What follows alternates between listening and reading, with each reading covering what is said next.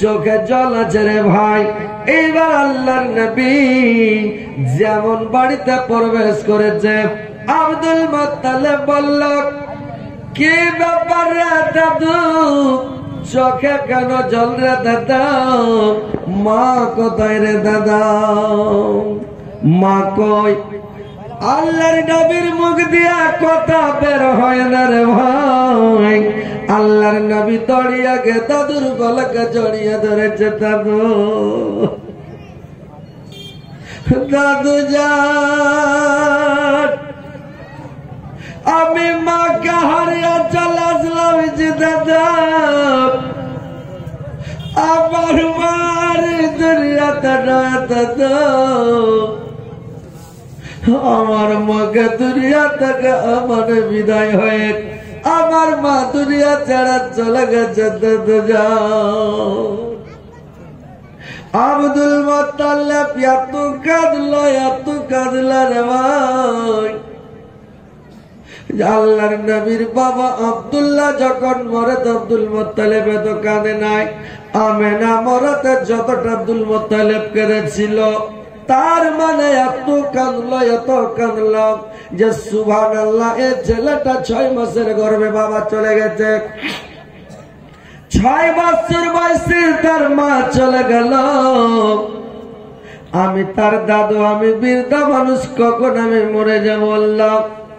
এই ছেলেটার দেখভাল কে করবে আল্লাহ? এই ছেলেটার হেফাজত কে করবে আল্লাহ? দেখাশোনা কে করবে আল্লাহ? এই ছেলের অবস্থাটা কি হবে আল্লাহ বলুন তো আল্লাহ। এই বলে আব্দুল মুত্তালিব এত কাঁদলো রে ভাই, যে বলার শেষ নাই। অনেকক্ষণ ধরে কাঁদলো আব্দুল মুত্তালিব। আল্লাহর নবীকে নিয়ে আব্দুল মুত্তালিব এবার থাকতে লাগলো। আব্দুল মুত্তালিব আল্লাহর নবীকে নিয়ে থাকে, যেখানে যাবে আব্দুল মুত্তালিব আল্লাহর নবীকে সাথে করে নিয়ে যায়। যা খাবে সাথে নিয়ে খাবে, শুয়ে থাকলে আল্লাহর নবীকে নিয়ে শুয়ে থাকে, সব সময় পাশে নিয়ে থাকে। বাবার কথা, মার কথা তার মনে পড়তে দেয় না, সব সময় পাশে নিয়ে থাকে। এবার থাকতে থাকতে 8 বছর মানে 2 বছর আব্দুল মুত্তালিব নিয়ে থাকলো। আল্লাহর নবীর বয়স তখন 10 মানে 8 বছর হয়ে গেল রে ভাই। 6 বছরে তার মা মারা গিয়েছিল, 2 বছর তার দাদুর কাছে আব্দুল মুত্তালিবের কাছে থাকলো। তার বয়স হয়ে গেল তখন 8 বছর। এবার আব্দুল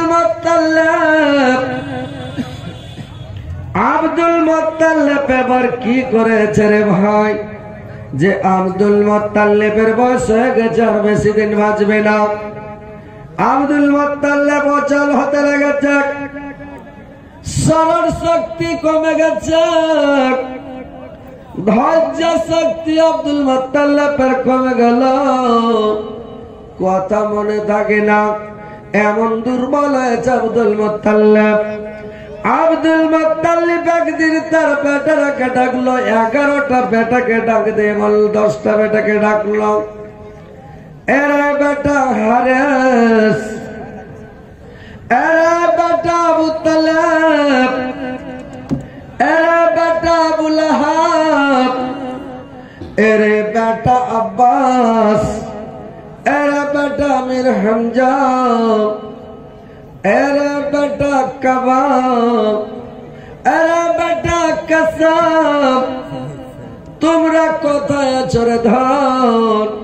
তোমরা তাড়াতাড়ি সবাই আমার কাছে চলে এসো রে বাবা।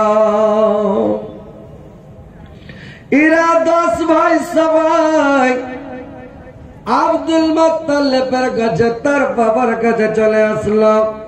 আব্দুল মুত্তালিব খাটে পড়ে আছে, তার খাটের চতুর্দিকে তার 10 বেটা দাঁড়িয়ে গেল। তার বেটারা বলল, আব্বা আপনি কেন ডাকলেন, কি কারণে ডাকলেন আব্বা? আপনি একটু বলেন যে আব্বা। আব্দুল মুত্তালিব বলল, রে বেটা, আমি তোর বেশি দিন বাঁচব না রে দন, আমি তোর বেশি দিন পৃথিবীতে থাকবো না রে বাবা, আমার সময় শেষ, আমি কখন চলে যাব। আমি এই জন্য তোমাদেরকে 10 ভাইকে ডাকলাম। বলো তো বাবা, আমি যদি পৃথিবী থেকে চলে যাই তাহলে এই ছেলেটার দেখাশোনা কে করবে, হেফাজত কে করবে বাবা? এর ভালো মন্দির দায়িত্ব কে বহন করবে? এই ছেলেটার ভালো মন্দির দায়িত্ব কে নেবে বাবা? তোমরা বললো। এরা 10 ভাই খালি মুখ দেখা দেখি করছে। এই ভাই দেখছে ওই ভাইয়ের মুখের দিক, ওই ভাই দেখছে ওই ভাইয়ের মুখের দিক, খালি মুখ দেখা দেখি করছে, কেউ বলে না। লাস্টের বেলা হারেস বলছে, আব্বা যদি কেউ না নাই তো আমাকে দিয়ে দেন। আবু তালেব বলছে, আব্বা যদি কে না নাই তাহলে আমাকে দিয়ে দেন। এইবার আবু লাহাব বলছে, আব্বা না হয় আমাকে দিয়ে দেন।